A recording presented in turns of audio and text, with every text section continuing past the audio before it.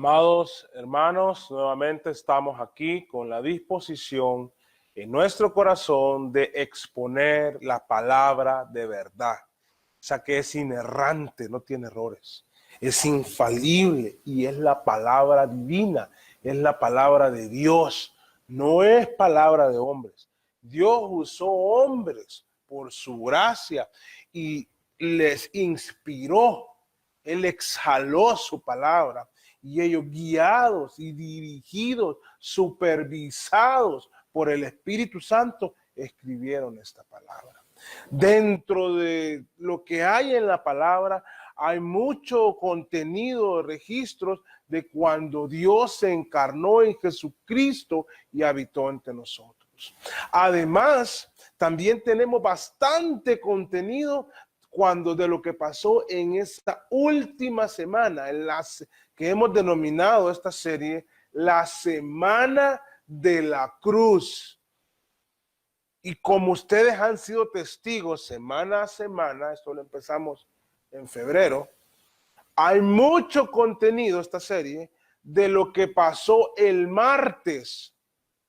Entre ellos, lo que se conoce el discurso en el Monte de los Olivos. Estamos concluyendo lo que pasó el martes. Estamos terminando ese discurso del Monte de los Olivos, que por cierto es de los pasajes más difíciles de entender para su servidor. Creo que a lo largo de la historia también para la iglesia. Continuamos entonces con la serie La Semana de la Cruz. Y aunque no es un estudio exhaustivo de todos los detalles de estos pasajes, sí estamos entendiendo que estas cosas pasaron esa semana. Y vamos a llegar, hermano, hasta el domingo de la resurrección, pero vamos a ir día a día. Bueno, ustedes si han estado atentos y atentas a toda esta serie, ustedes tienen que saber bien qué pasó incluso el sábado, porque lo vimos antes de esa semana, qué pasó el domingo, qué pasó el lunes y qué cosas han pasado el martes. Vamos a ver qué pasó el miércoles, o por lo menos vamos a ver si la Biblia registra algo de lo que pasó el miércoles. El jueves tiene también bastante registro, el viernes. Vamos a ir viendo esos días y vamos a ir viendo lo que Dios expone en su palabra y esos principios que están ahí, que son también para aplicación nuestra. Así que hoy tome las Sagradas Escrituras y váyase por favor a Mateo 25. Hemos andado en varios evangelios, hemos estado más en Mateo porque es donde hay más registros del martes, pero realmente en esta serie vamos a andar por todos los evangelios y hemos estado en Mateo, Marcos, Lucas y Juan. Vamos hoy a Mateo, capítulo 25. Vamos a leer desde el versículo 31 hasta el 46. Este es un buen momento para concentrarnos y compartir con nuestros amigos la palabra del Señor. Dice la palabra del Señor: cuando el Hijo del Hombre venga en su gloria y todos los santos ángeles con él, entonces se sentará en su trono de gloria y serán reunidas delante de él todas las naciones, y apartará los unos de los otros, como aparta el pastor a las ovejas de los cabritos, y pondrá a las ovejas a su derecha y los cabritos a su izquierda. Entonces el rey dirá a los de su derecha: venid, benditos de mi Padre, heredad el reino preparado para vosotros desde la fundación del mundo. Porque tuve hambre y me diste de comer. Tuve sed y me diste de beber. Fui forastero y me recogisteis. Estuve desnudo y me cubriste. Enfermo y me visitasteis. En la cárcel y vinisteis a mí. Entonces los justos le responderán diciendo: Señor, ¿cuándo te vimos hambriento y te sustentamos, o sediento y te dimos de beber? ¿Y cuándo te vimos forastero y te recogimos, o desnudo y te cubrimos? ¿O cuándo te vimos enfermo o en la cárcel, y vinimos a ti. Y respondiendo el Señor les dirá, de cierto os digo, que en cuanto lo hiciste a uno de estos mis hermanos más pequeños, a mí lo hiciste. Entonces dirá también a los de su izquierda, apartados de mí, malditos, al fuego eterno, preparado para el diablo y sus ángeles. Porque tuve hambre y no me diste de beber, no me diste de comer. Tuve sed y no me diste de beber. Fui forastero y no me recogiste. Estuve desnudo y no me cubriste. Enfermo y en la cárcel y no me visitaste. Entonces también ellos le responderán diciendo, Señor, cuando te vimos hambriento, sediento, forastero, desnudo, enfermo o en la cárcel y no te servimos. Entonces les responderá diciendo, de cierto os digo, que en cuanto no lo hiciste a uno de estos más pequeños, tampoco a mí lo hicisteis. E irán estos al castigo eterno y los justos a la vida eterna. Bendito Dios, hemos leído tu palabra. Solo la lectura, Señor, remueve nuestra alma. Solo la lectura llama a nuestro entendimiento a querer saber más, a conocer de ese momento glorioso cuando tú vengas. Solo la lectura conmueve nuestro corazón. Oh Padre, guía a tu iglesia. Guía a tu iglesia por tu palabra, para que te amemos más a ti, para que amemos tu palabra. Haz que en esta iglesia tu palabra sea expuesta, sí, por un hombre pecador, pero redimido por tu sangre. Por un hombre orgulloso, pero dotado, que tú nos dotes de tu humildad, para que no viva yo, sino Cristo en mí.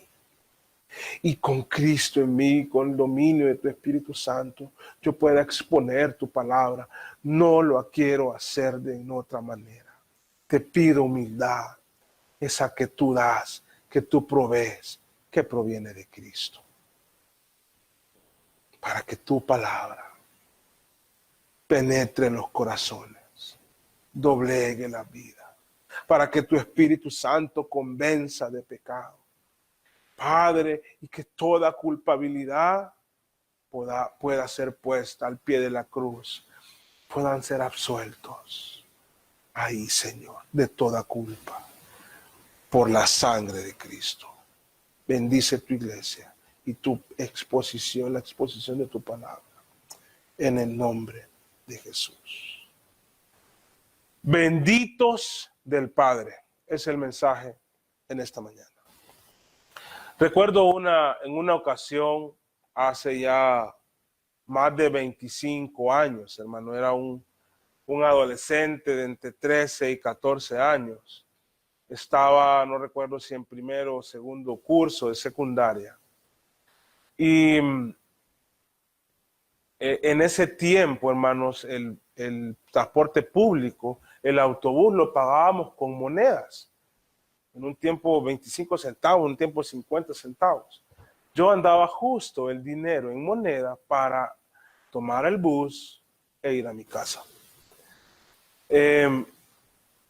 A veces me iba a pie a la casa, pero en esa ocasión decidí irme en bus. Entonces iba yo solo, me subí, el bus no iba relativamente vacío. Y yo llevaba la moneda en mi mano. En algún momento empecé la inquietud de la adolescencia a jugar con esa moneda y la moneda se me cayó. Era lo único que yo andaba. Y empecé a desesperarme porque iba a pasar el cobrador, pasaba un cobrador con muchas monedas en su mano y yo ya habíamos avanzado y yo decía, el bus no iba tan lleno, pero yo estaba afligido porque decía, ¿qué voy a hacer?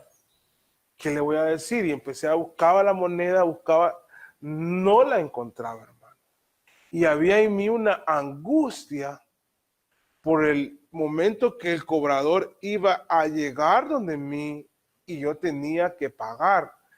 Porque si no, pues si no pagaba, yo no estaba pues entonces para recibir el servicio de transporte. Debía bajarme a donde me dijeran, bájese aquí y bajarme.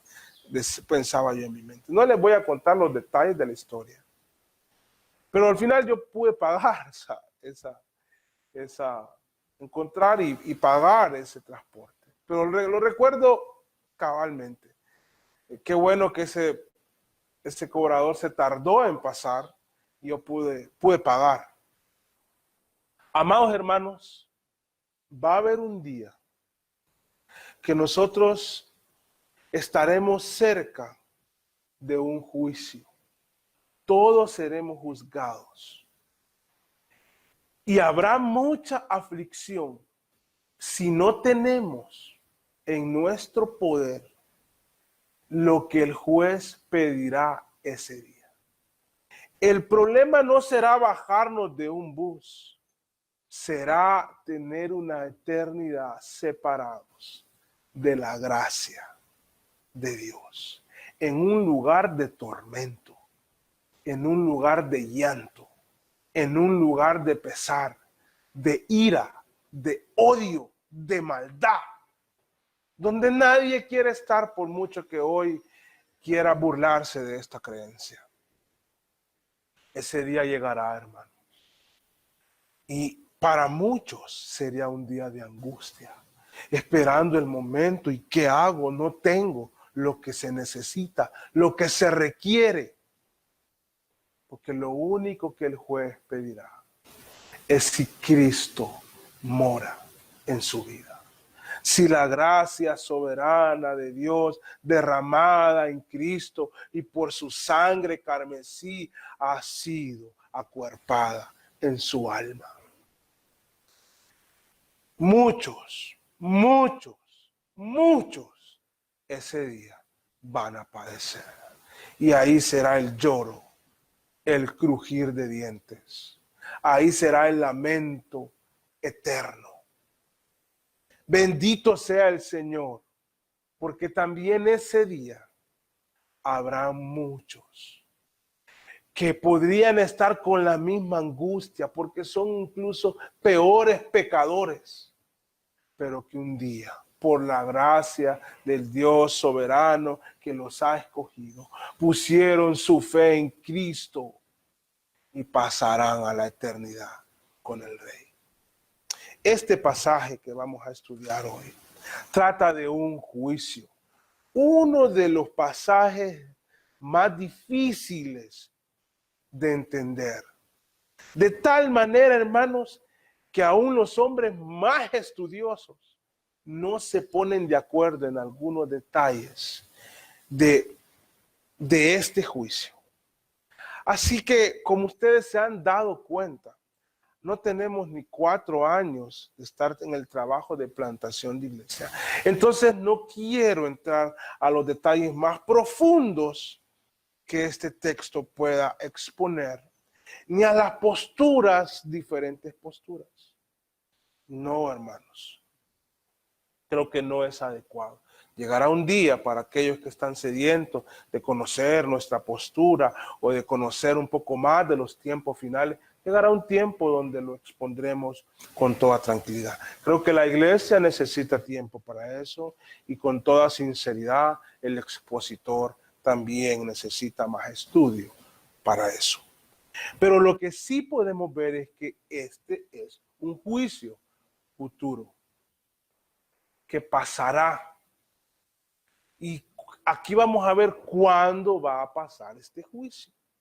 Claramente el versículo 31 dice, cuando el Hijo del Hombre venga. Recuerde que él viene hablando de su venida. Entonces aquí dice, bueno, cuando el Hijo del Hombre venga en su gloria, porque el Hijo del Hombre, que es Cristo, y lo vimos hace algunos domingos, es el mismo Jesucristo, él vendrá otra vez. Sí, iba a ser crucificado, pero él ya sabía que iba a ascender a los cielos y que en algún momento de la historia él retornará.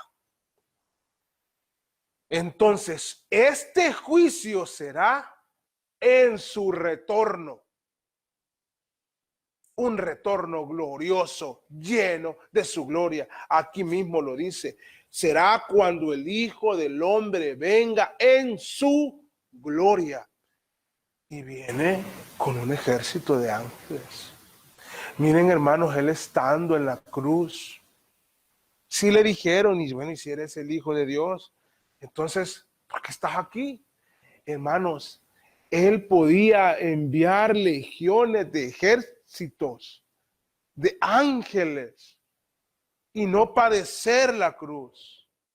Pero como escuchábamos con mi esposo un mensaje y comentábamos, porque su amor fue inquebrantable, su cuerpo fue quebrantado, es decir, molido y golpeado, y soportó la cruz. Soportó porque su amor era inquebrantable, es inquebrantable, pero también porque Él es Dios y un día volvería. Entonces volvería esa vez y con ángeles. No solo lo veremos a Él, amados hermanos, veremos todos esos santos ángeles con Él. No tengo la capacidad de poder explicar y decirle, va a ser así. Lo que sí les puedo decir es que Él viene con todos sus ángeles. Entonces, el día que Él viene, y viene con testigos, hermano, ese juicio trae testigos, seres celestiales, ángeles. Dice el versículo 31. Entonces se sentará en su trono de gloria. Para mí personalmente, es inevitable cuando veo versículos que hablan del trono, aunque estén hablando, si fuese así, de eventos diferentes, para mí es inevitable recordar, luego de haber leído en varias ocasiones Isaías, recordar el pasaje de Isaías 6. Yo quisiera que fueran conmigo a Isaías 6. En Isaías 6 se narra algo maravilloso, un pasaje muy conocido, por cierto. Y dice el versículo 6 de Isaías, capítulo 6. En el año que murió el rey Usías, vi yo al Señor sentado sobre un trono alto y sublime, y sus faldas llenaban el templo. Por encima de él habían serafines. Cada uno tenía 6 alas, con 2 cubrían sus rostros, con 2 cubrían sus pies y con 2 volaban. Y el uno al otro daban voces diciendo, Santo, Santo, Santo, Jehová de los ejércitos. Toda la tierra está llena de su gloria. Cuando Cristo se presenta en toda su gloria, la creación alaba su nombre. Los ángeles no vendrán en silencio, vendrán alabando al Rey que viene con poder y gloria. Y se sentará en su trono de gloria. ¿Cuándo será? Cuando Él venga. Vendrán testigos con Él. Se sentará en su trono de gloria. Y el versículo 32. Y serán reunidas delante de Él todas las naciones. Y ahí la palabra naciones es una de las que ha causado mucha polémica en la interpretación de este pasaje, solamente como una información. Esa palabra en el original, naciones, que creo que está bien traducido, naciones, es lo que generalmente se traduce como gentiles. A veces en la Biblia habla de gentiles, que son los que no son judíos. También a veces se traduce como gente. En Mateo se traduce mucho como gentiles, mucho como gente. Y también se traduce como naciones. Entonces ahí hay un dilema de interpretación. Pero lo que sí sabemos es que este juicio se va a llevar a cabo. y serán reunidas, dice, delante de él todas las naciones. Este juicio se va a llevar a cabo. Dependientemente de la postura escatológica de los tiempos finales que alguien tenga, es innegable que este juicio se va a realizar. Y apartará los unos de los otros. O sea, cuando estén todas las naciones, va a apartar. Y ahora usa una pequeña, una pequeña similitud. Así como aparta el pastor a las ovejas de los cabritos. Y en este símil podemos ver que habla de ovejas y cabritos. Las palabras en sí mismas ya denota cosas diferentes. No es lo mismo que yo diga a alguien como una oveja, entendemos mansedumbre, entendemos quietud, o como que yo diga, este es como un cabrito. Ya la palabra, sin que uno explique mucho, ya entendemos que son cosas diferentes, rebeldía.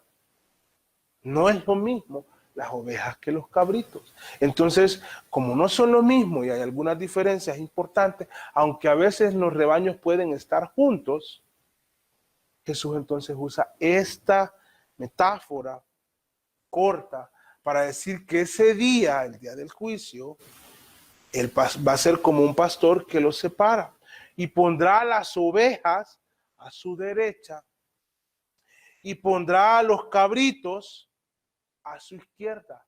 O sea, él tiene toda la autoridad. Ahí los cabritos no se van a poder mezclar. Y las ovejas, aunque les gusta estar con los cabritos, algunas, allá en el mundo, no van a poder. Ese día, él va a separarles. Ovejas y cabritos. Y les va a decir a los de su derecha. Primero quiero que miremos algo. Es un día de juicio. Un día de juicio, hermano.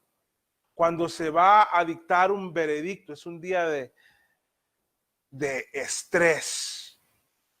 Es un día de tensión. Es un día de espera. También es un día de esperanza si lo vemos. Pero hay alguien que será juzgado. Y se determinará si va a la derecha o a la izquierda. A la izquierda es un lamento, a la derecha es una bendición.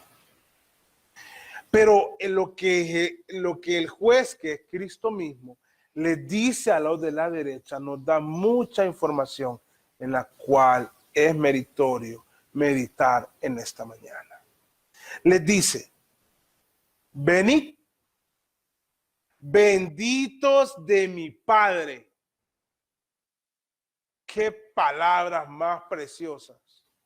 Venid benditos de mi Padre, heredad del reino. Escucharemos esas palabras en algún momento de la historia porque el rey las va a pronunciar. Venid benditos de mi Padre, heredad el reino preparado para vosotros desde la fundación del mundo. Aquí hay algo muy importante y lo voy a volver a decir con estas palabras. Independientemente la postura que alguien tenga de entender la cronología o cómo sucederán los hechos en el tiempo del fin, lo que sí tenemos que estar de acuerdo, porque si no entonces hay que desechar esa postura. Todo el mundo que es salvo únicamente por Cristo. Porque en el contenido dice, benditos de mi Padre. ¿Recuerdan ustedes la oración de Jesús allá en el aposento alto, antes de ir a Getsemaní, cuando le dice, Padre, la hora ha llegado, glorifica a tu Hijo para que también tu Hijo te glorifique a ti? Como le has dado autoridad sobre toda carne, para que dé vida eterna a todos los que le diste. Recordemos eso, porque esos que el Padre le dio al Hijo son los benditos del Padre. No son otros, son los que el Padre le dio al Hijo. Si leen ese pasaje en Juan 17, dice, para que dé vida eterna a todos los que le diste. Y esta es la vida eterna, que te conozcan a ti, el único Dios verdadero, y a Jesucristo a quien has enviado. Entonces, esos benditos del Padre son aquellos que el Padre dio al Hijo de todas las generaciones, pasadas, presentes y futuras, heredar el reino preparado para vosotros desde la fundación del mundo, o sea, desde antes que existieran. Leíamos un pasaje precioso, vayan conmigo por favor a Efesios y léanlo, hermano. Eso está en la Biblia. No es eso no lo inventó Juan Calvino, no lo puso en la Sagrada Escritura. No, está ahí, desde que Dios lo inspiró. Bendito sea el Dios y Padre de nuestro Señor Jesucristo, que nos bendijo con toda bendición espiritual en los lugares celestiales en Cristo. Esos benditos del Padre son esos que hemos recibido la bendición espiritual en los lugares celestiales en Cristo. Cristo está ahí. Su sacrificio expiatorio, su entrega total, no es una entrega a medias, no es una entrega porcentual, no es una entrega a cuentagotas, fue una entrega total. Entonces somos benditos del Padre. Y dice el versículo 4, según nos escogió en Él antes de la fundación del mundo, para que fuésemos santos y sin mancha delante de Él. Estoy leyendo las Escrituras. En amor, habiéndonos predestinado para ser adoptados hijos suyos por medio de Jesucristo, según el puro afecto de su voluntad, para alabanza de la gloria de su gracia, con lo cual nos hizo aceptos en el amado. Y lo podemos seguir leyendo. Claro, ¿cómo no le va a decir bendito del Padre? Qué expresión más maravillosa. Independientemente quién crea usted que son los que van a estar en ese juicio, son benditos del Padre. Y esto aplica para todos los creyentes de todas las épocas. Son benditos. Somos benditos del Padre. Heredad del reino preparados para vosotros desde la fundación del mundo. Lo hemos dicho, lo repetimos, insistimos en esto y lo seguiremos diciendo. Dios no improvisa. Dios no tiene plan B. Tiene un plan y luego lo sustituye por otro plan. No, hermano. Eso somos nosotros. Pero Dios no es así. Dios tiene un plan perfecto que antes de la fundación del mundo Él lo preparó. Y en ese plan perfecto hay un libro de la vida que Él determinó salvar por su gracia y escogió a los más viles pecadores para salvarlos. Y para manifestar su gracia y su amor soberano y su soberanía en ese plan perfecto. Esos son benditos del Padre. Los que Él escogió, los que Él predestinó, los que Él llamó, aquellos que seremos glorificados. Aplica para nosotros, somos benditos del Padre. ¿A quiénes dirá esto Cristo? Hermanos, yo no tengo la certeza 100% de todas las posturas escatológicas. Lo que sí puedo decir esta mañana, que todos aquellos elegidos son benditos del Padre y heredaremos el reino que ha sido preparado para nosotros desde la fundación del mundo. Vea qué precioso. ¿Recuerdan la parábola antes de este pasaje? La parábola de los talentos. Bien, buen siervo y fiel. Sobre poco has sido fiel, sobre mucho te pondré. Entra en el gozo de tu Señor. Venid, benditos de mi Padre, heredad el reino preparado para vosotros desde la fundación del mundo. Esto será escuchado en este juicio por aquellos que hayan puesto su confianza en Cristo, sea que hayan pasado tribulación o no, pero en este juicio ellos recibirán estas palabras. Y luego viene un contenido que no quisiera que fuese de confusión para nosotros. Por eso estoy insistiendo, la salvación es por gracia. Jonás 2:9 dice, la salvación es de Jehová. Meditemos en la salvación, porque ¿saben qué es la salvación, hermano? Que usted fue perdonado, que usted fue perdonada.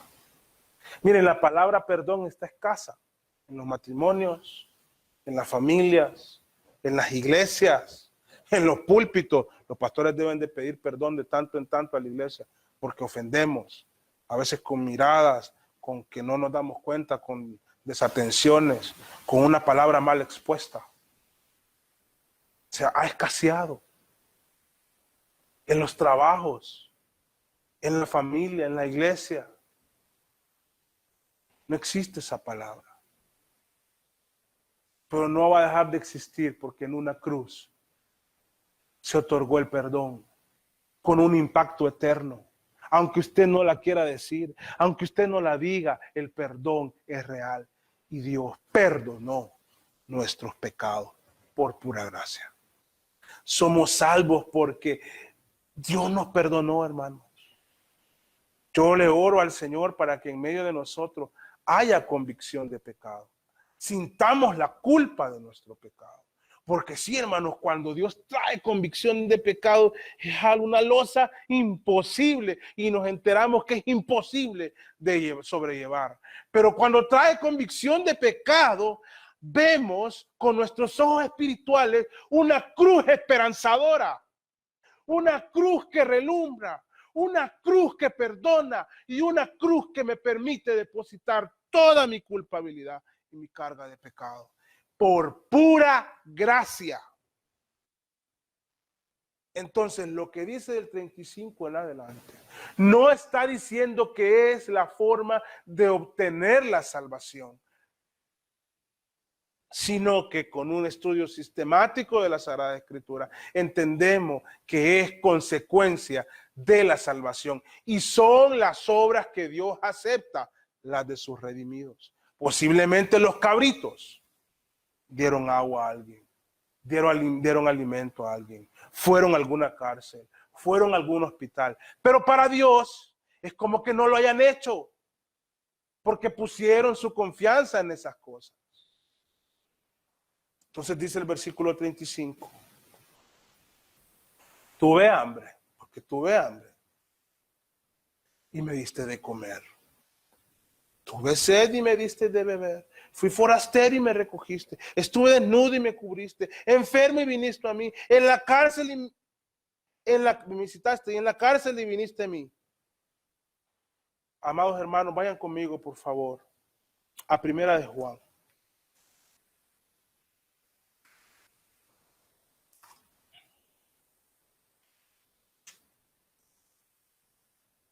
Capítulo 3, 17 y 18. Pero el que tiene bienes de este mundo y ve a su hermano tener necesidad y cierra contra él su corazón,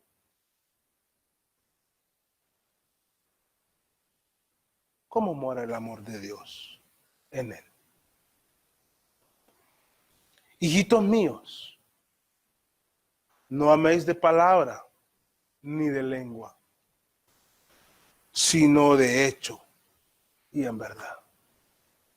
Estas ovejas que estaban entremezcladas con los cabritos, pero que fueron puestas, amaban no solo de palabra, sino de hecho y en verdad. Efesios, el pasaje que leíamos, solamente tenemos que continuar la lectura, no voy a leerlo todo por temas de tiempo, pero si ustedes van al capítulo 2, ahí está claro, hermano. Efesios, el capítulo 2, vamos a leer desde el 4. Pero Dios, que es rico en misericordia, por su gran amor con que nos amó, aún estando nosotros muertos en pecado, nos dio vida juntamente con Cristo. Por gracia sois salvos. Y juntamente con Él nos resucitó y asimismo nos hizo sentar en los lugares celestiales con Cristo Jesús, para mostrar en los siglos venideros las abundantes riquezas de su gracia en su bondad para con nosotros en Cristo Jesús. Versículo 8, memoríceselo. Porque por gracia sois salvos, o sea, no por obras, sino por gracia sois salvos por medio de la fe. Y esto no de vosotros, pues un don de Dios, no por obras. No somos salvos por obras. Las únicas obras que cuentan ante Dios fue la obra expiatoria y sacrificial de Cristo, no por obras, para que nadie se gloríe. Eso no significa que los redimidos no hacen buenas obras, pero no para salvación, no para quedar bien con la gente. De tal manera que lo hacen tan natural y no están tan pendientes anotándolas, que preguntan, Señor, ¿cuándo? Versículo 37. Pero los justos, dice. ¿Por qué son justos? Porque la obra de Cristo fue imputada a ellos. La santidad de Cristo, la justicia, la rectitud les fue dada. Y los justos, Señor, cuando te vimos hambriento. Vean. Y te sustentamos, o sediento y te dimos de beber. No es que le van a salir con un papelito, tienes razón, Señor. Hasta apuntadas las tenía. Las veces que le di a este, al otro, al fulano, al mengano y al perencero. Yo sabía que un día me las ibas a decir y así es, tienes razón. No se le ha olvidado ninguna, Padre. No, esos son los cabritos. Estos dirán, ¿cuándo? Y cuando te vimos forastero y te recogimos, o desnudo y te cubrimos, o cuando te vimos enfermo y en la cárcel y vinimos a ti. De cierto digo que cuando lo hicieron a uno de estos mis hermanos más pequeños, a mí lo hicieron. Pero la naturaleza de esas ovejas será tal que actuarán en obras preparadas de antemano. Se me olvidó leer el versículo 9 de Efesios. Para que andemos en esas buenas obras que Dios preparó de antemano, dice, para que anduviésemos en ellas. Pero no es que lo hacen para llevar un registro, o que lo hacemos o debemos hacerlo para llevar un registro de ellas. Lo hacemos porque es nuestra nueva naturaleza, porque hemos nacido de nuevo. Los cabritos puede ser que sí las lleven anotadas. Los cabritos puede ser que sí las lleven anotadas. Porque ellos dirán, ¿cuándo te vimos desnudo y no te vestimos? ¿Cuándo te vimos hambriento y no te dimos de comer? Si aquí las tengo anotadas. Yo aquí y aquí y aquí todo lo que hice.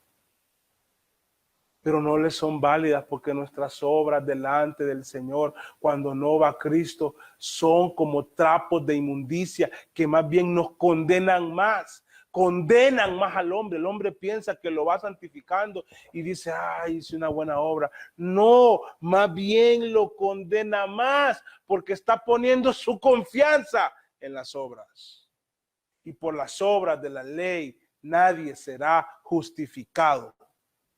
porque somos justificados gratuitamente por su gracia, justificados pues por la fe, tenemos paz para con Dios por medio de nuestro Señor Jesucristo. Si no fuese así, este mensaje no sería tan esperanzador para la multitud de pecadores que cargan con multitud de pecados.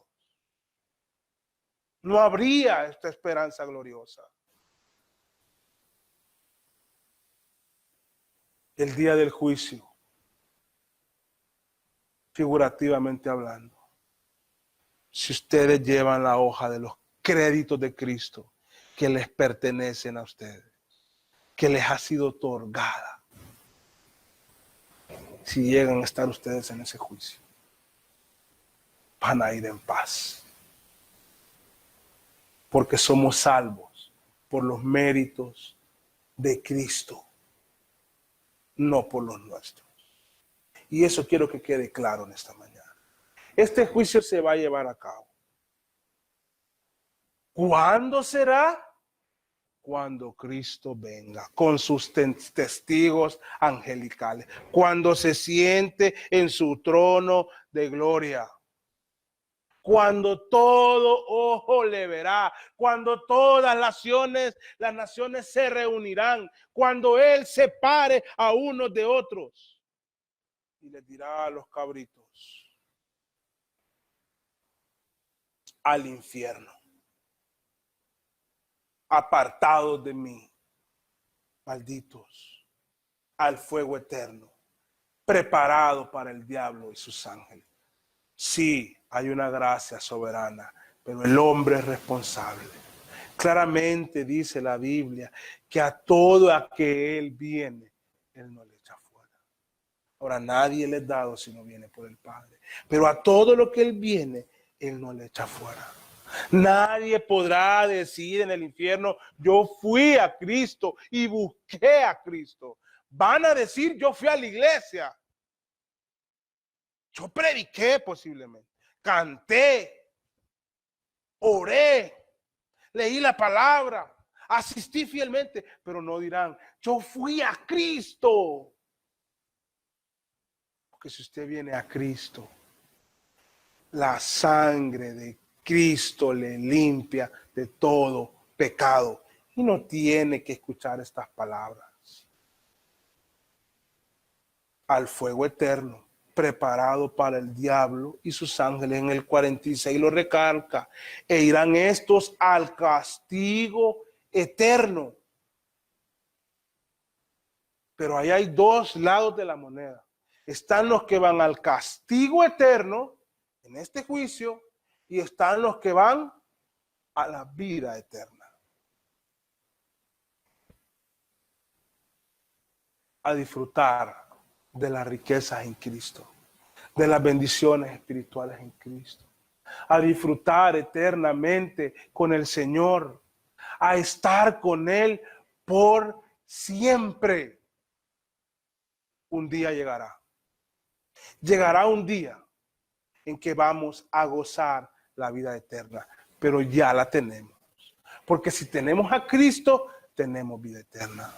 Juan 5:24 dice: de cierto os digo, el que oye mi palabra y cree al que me envió, tiene vida eterna y no vendrá a condenación, mas ha pasado de muerte a vida. Juan 17:3. Y esta es la vida eterna, que te conozcan a ti, el único Dios verdadero, y a Jesucristo, a quien has enviado. Solo en Cristo, únicamente en Cristo y solo por Cristo podemos tener vida eterna y ser librado de la condenación, del juicio de Dios.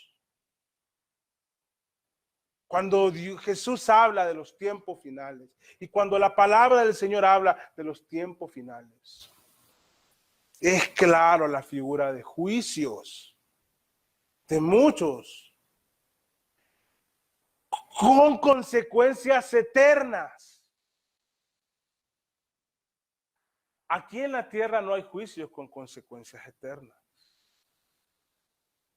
Hay juicios con consecuencias perpetuas en esta tierra, lo que conocemos como una cadena perpetua. Pero si alguien que está purgando una cadena perpetua viene a Cristo, aunque aquí estará a perpetuidad en una cárcel, en la eternidad estará con Cristo. Aunque haya sido el peor de los pecadores, si va a Cristo. Estos son los juicios más importantes. Muchos en la cárcel hoy estarán con Cristo. Y muchos que hoy estamos en nuestra casa con todas las libertades, muchos que están en las casas con todas sus libertades, ese día serán condenados. Todo es por Cristo. Vean la centralidad de Cristo, que la centralidad que Él debe tener en nuestra vida. Lo importante que es Cristo. Cristo nos otorgó la salvación en esta semana, la semana de la cruz. Y Él iba a ser condenado, pero a un día yo voy a venir en juicio y otros serán condenados. Si hoy fuese el día de ese juicio, ¿qué resultado tendría su veredicto? Si hoy se apareciera el Señor, Dios Todopoderoso, en toda su gloria, y fuese un juicio de consecuencias eternas para la eternidad de su alma y el lugar donde morará por siempre, ¿cuál sería la sentencia? No qué sentencia merece o merezco, porque merecemos la condenación. Ninguno de ustedes merece ser libre. Y si ese es su pensamiento, está equivocado. Ruego a Dios que traiga convicción de pecado. Pero si usted dice, hoy el veredicto sería culpable, yo le invito a que venga a Cristo. Porque en la cruz el sufrimiento físico fue nada, hermano. No nos centremos. No digo que la Biblia lo registra, hay que estudiarlo. Pero no nos centremos en sus latigazos, y sí, vamos a hablar de eso. El sacrificio de que la ira de Dios fue puesta sobre él. Él estaba pagando por nuestros pecados. Y el pagar de nuestros pecados no eran esos latigazos. Eso lo han aguantado muchos a lo largo de la historia. Hay muchos mártires. Era el castigo, la ira de Dios, de tal manera que se oscureció la tierra y el cordero inmolado gritó, Dios mío, ¿por qué me has desamparado? Porque estaba desatando toda su ira para que usted no la reciba en ese juicio. Entonces ponga su fe en Cristo y sea justificado gratuitamente para que el día del juicio su veredicto sea inocente. Pase a la derecha. Venid, benditos de mi Padre. Esas son las palabras que recibiremos aquellos que hemos confiado en Cristo, que hemos creído que Cristo ha muerto por nosotros, que derramó su sangre por nuestras impiedades, por nuestra perversidad de palabra, por nuestra perversidad de pensamiento, por nuestra perversidad de acciones, por nuestra intención maliciosa en muchas cosas, por nuestros odios, nuestros rencores, nuestros insultos, nuestras deudas, nuestro pecado, nuestra mundanalidad. Nuestra confianza debe estar en Cristo hoy, para que el día del juicio podamos gozar eternamente con Él. Iglesia, dobleguemos nuestro ser a Cristo siempre y caminemos tranquilos, confiando en Él, que tendremos una eternidad para darle loores y gloria y alabarlo por esa salvación tan grande. Lo vamos a dejar aquí, amada iglesia. Si alguien es convencido de pecado durante esta exposición de la palabra y en este momento su alma se está estremeciendo y Dios le está tocando, ahí donde está, reciba a Cristo, contáctenos para pronto hacer pública su decisión, bautizarle en las aguas y gozar de la comunión con nosotros. Vamos a orar. Bendito Dios. No sabemos tantos detalles. Yo, Padre, no lo sé. Soy uno de los que no sé muchos detalles de cómo serán los tiempos finales, pero sé que lo sabe. Y aquí hay un juicio que tú harás.